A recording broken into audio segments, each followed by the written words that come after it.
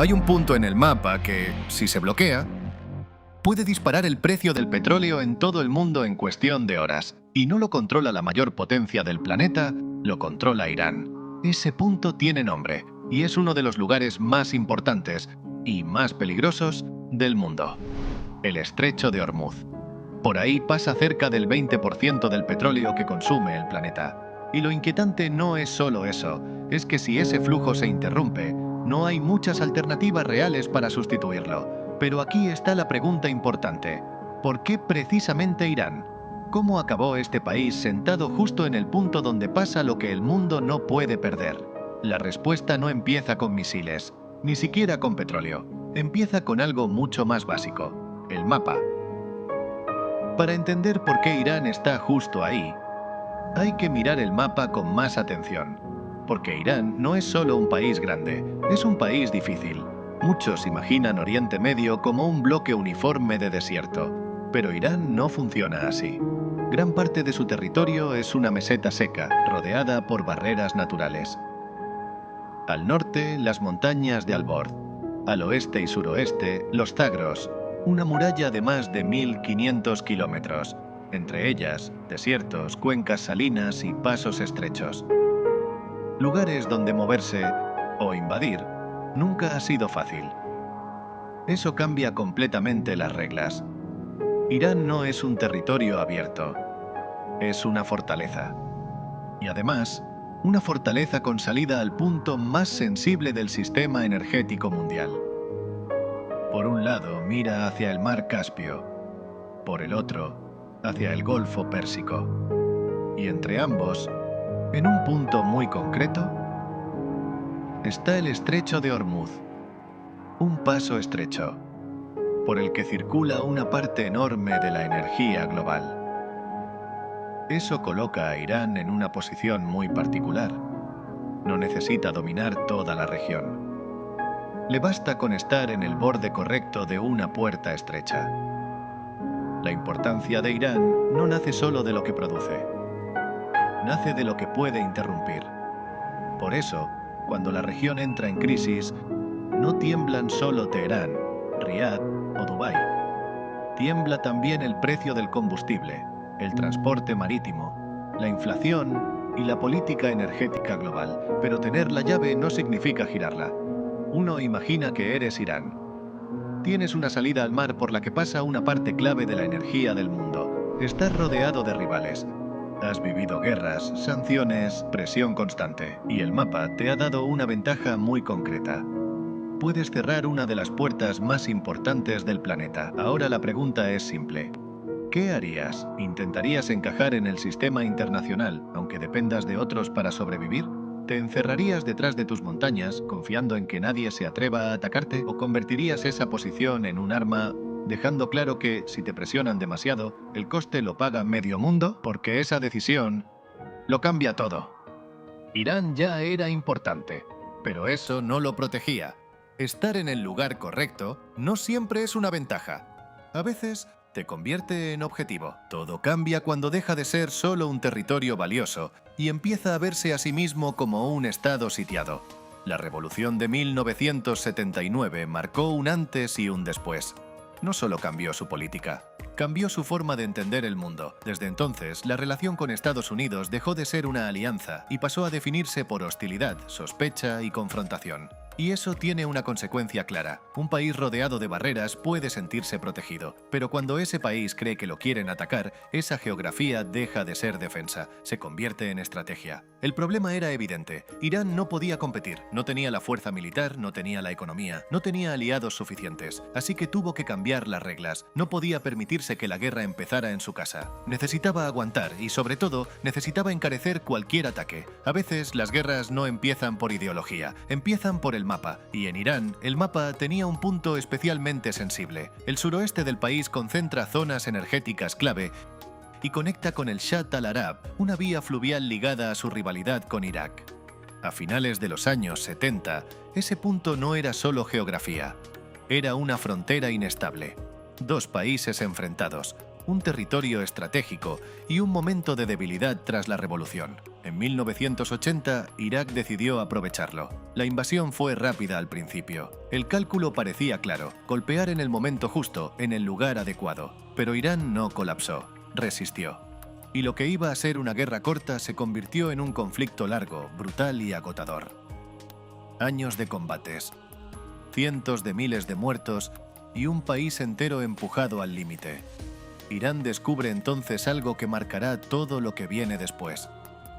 Sus montañas pueden proteger el interior, pero no pueden evitar el desgaste. Una guerra larga puede devorarte incluso si no te derrotan. Y esa lección no se olvida. A partir de ahí, la lógica cambia. La respuesta no fue «tenemos que ser más fuertes», fue otra. El coste de atacarnos no puede ser local, tiene que sentirse fuera. Y entonces la costa dejó de ser solo costa. Se convirtió en palanca, en aviso, en sistema de disuasión. Porque si controlas parte de la orilla norte del estrecho, no necesitas bloquear todo el tráfico mundial para generar miedo. A veces, basta con la amenaza creíble de interrumpirlo. Y ahí es donde el mapa vuelve a aparecer. Porque hay un punto donde todo eso se vuelve global: Hormuz. Irán no necesita cerrar el estrecho para ganar. Le basta con demostrar que podría hacerlo. Porque no necesita ser el más fuerte, solo necesita poder golpear donde más duele. Irán no domina el sistema energético mundial, pero ocupa un sitio desde el que puede bloquearlo parcialmente. No manda sobre todos sus vecinos, pero está pegado al corredor por el que muchos dependen para sobrevivir. Y por eso, cada vez que la tensión sube, no afecta solo a Irán, afecta al planeta. Y entonces aparece el problema real. El dilema ya no era solo iraní, también era global. Si las grandes potencias presionaban demasiado, podían empujar a Teherán a convertir la amenaza sobre Hormuz en realidad. Si cedían demasiado, podían reforzar la idea de que ese chantaje geográfico funciona. Y si intentaban contener la crisis sin tocar el estrecho, dependían de que todos los actores aceptaran una moderación que casi nunca dura mucho en Oriente Medio. El problema era que no había una opción sin consecuencias, porque cuando la geografía entra en la guerra, incluso la opción menos mala puede salir carísima. Ahora bien, reducir toda la importancia de Irán al petróleo sería quedarse corto. Irán es al mismo tiempo un paso y una barrera. Puente entre Asia Central, el Cáucaso, Mesopotamia y el Océano Índico.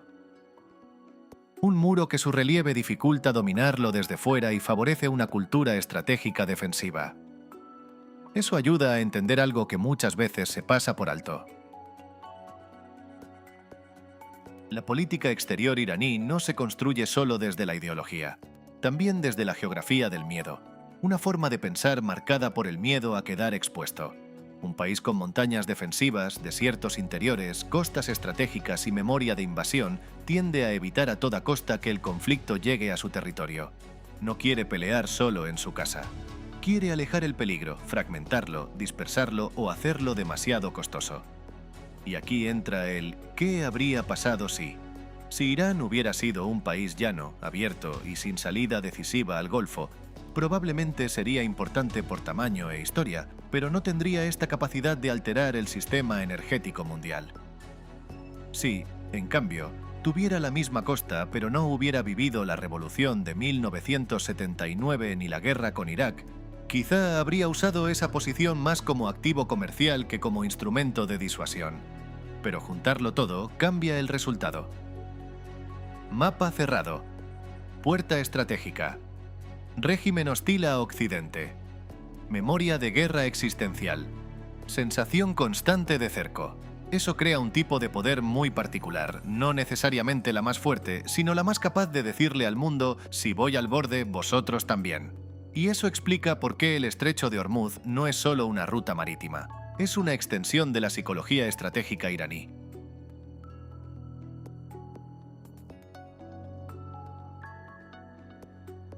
Entonces, ¿por qué Irán es el país que puede cerrar la llave del petróleo mundial? Porque el mapa le dio una ventaja que no depende de ser más fuerte. Irán está asentado sobre una fortaleza natural, una meseta árida rodeada de montañas que complica la conquista rápida y favorece la resistencia. Al mismo tiempo, su costa domina la orilla norte del paso más delicado del sistema energético global, el estrecho de Hormuz. Luego llegó la historia y convirtió esa ventaja en estrategia. La revolución de 1979 rompió su relación con Occidente. La guerra con Irak le enseñó el precio de la vulnerabilidad, y las décadas de tensión consolidaron una idea muy clara. La mejor defensa no es solo resistir, sino poder dañar el punto más sensible del adversario. Por eso Irán importa tanto. No solo por lo que es, sino por dónde está, y por lo que aprendió de estar ahí. La geografía le dio la cerradura. La historia le enseñó cuándo amenazar con girar la llave. El estrecho de Hormuz es estrecho en términos estratégicos, pero al mismo tiempo permite el paso de una cantidad gigantesca de energía. Precisamente por eso, cuanto más útil se volvió para el comercio mundial, más peligroso se volvió en una crisis. Si este tema te atrapó y quieres profundizar, aquí te dejo unas cuantas recomendaciones que pueden interesarte. En libros, una de las más útiles es A History of Modern Iran, de Erband Abrahamian. Sirve para entender cómo se conectan petróleo, intervención extranjera, revolución y república islámica dentro de una misma historia. Otra lectura especialmente recomendable es All the Shah's Men, de Stephen Kinzer. Es muy valiosa para entender el golpe de 1953 contra Mossadegh y por qué la desconfianza iraní hacia Occidente no apareció de la nada. Y si prefieres una obra más humana y personal, Persepolis, de Marjane Satrapi, funciona muy bien para ver la revolución iraní desde dentro. Además, su adaptación cinematográfica sigue siendo una de las mejores puertas de entrada al tema para público general.